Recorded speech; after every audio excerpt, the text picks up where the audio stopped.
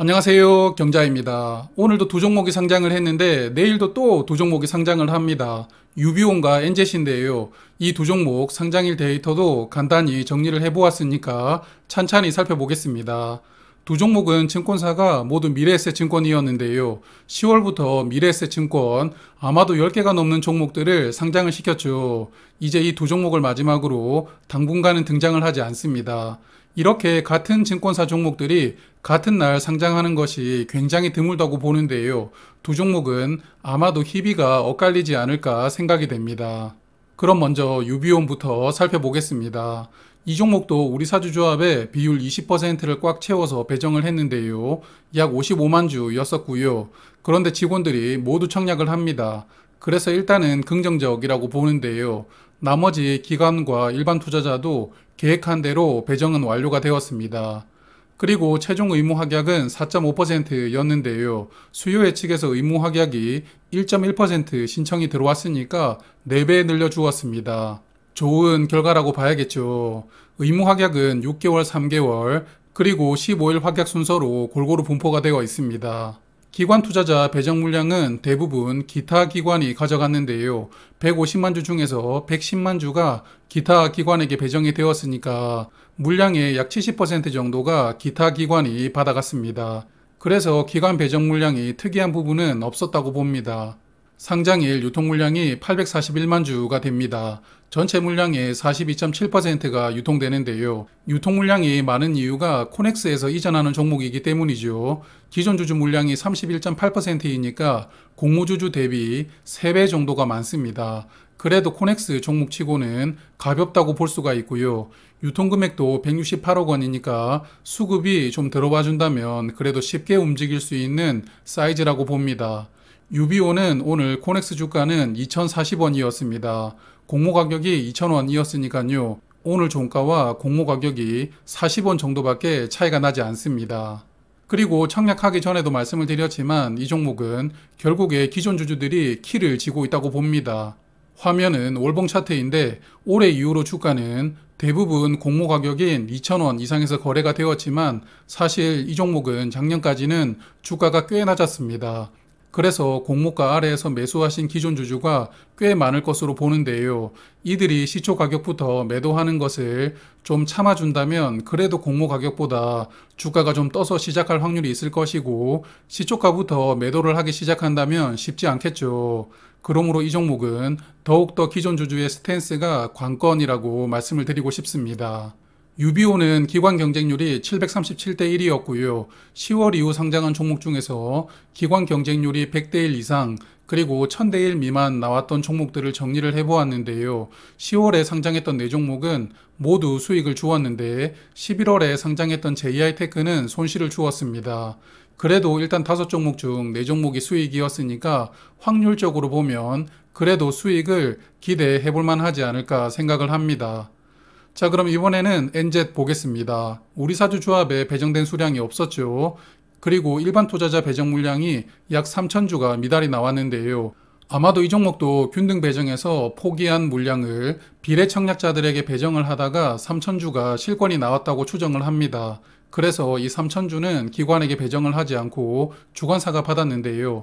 약간은 특이한 상황입니다. 최종 의무 확약 비율이 8.25%였는데요. 깔끔하게 3개월 확약으로만 13만 주가 걸렸습니다. 수요 예측에서 6% 신청이었으니까요. 그래도 2% 정도 높아지면서 의무 확약이 확정이 되었습니다. 기관 투자자 배정 물량은 운용사에게 약 66만 주, 그리고 기타 기관이 52만 주를 받았는데요. 배정했던 물량 대부분을 두 그룹이 받아갑니다. 그리고 의무 확약은 기타 기관이 신청을 했었는데요. 13만 주 모두 기타 기관이 배정받았던 물량에서 의무 확약으로 3개월 묶이게 되었습니다. 엔젯은 상장일 유통 물량이 361만 주입니다. 비중으로는 34.3%이고요. 유통금액이 361억 원입니다. 상장일 유통 물량 중 대략 절반이 기존 주주 물량인데요. 164만 주가 유통됩니다. 그래서 이 종목도 기존 주주의 스탠스를 주목을 할 수밖에 없는데요. 청약하기 전에도 말씀을 드렸지만 기존 주주는 두 그룹으로 나눌 수 있는데요. 일단 대부분의 기존 주주는 취득한 가격이 5,300원 이하라고 추정을 합니다. 이들이 보유한 물량이 총 339만 주인데요. 상장일부터 이 물량 중에서 얼마나 나올지는 모르겠습니다. 공모 가격이 10,000원이었으니까 취득한 가격이 5,300원이라면 거의 절반이죠. 그래서 이들 물량이 시초가부터 적극적으로 나오지 않는다는 게 베스트 시나리오가 될 것 같고요. 그런데 또 21년도에 투자를 했던 기존 주주 79만 주는 취득한 가격이 공모가 이상이었거든요. 그래서 평단가가 낮은 기존 주주도 있지만 또 공모가 이상에서 취득한 기존 주주도 있는 상황이기 때문에 기존 주주들이 상장일에 어떤 포지션을 취할지 모르겠습니다.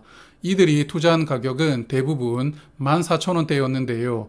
14,000원이라면 공모 가격 대비 40%가 상승한 주가입니다.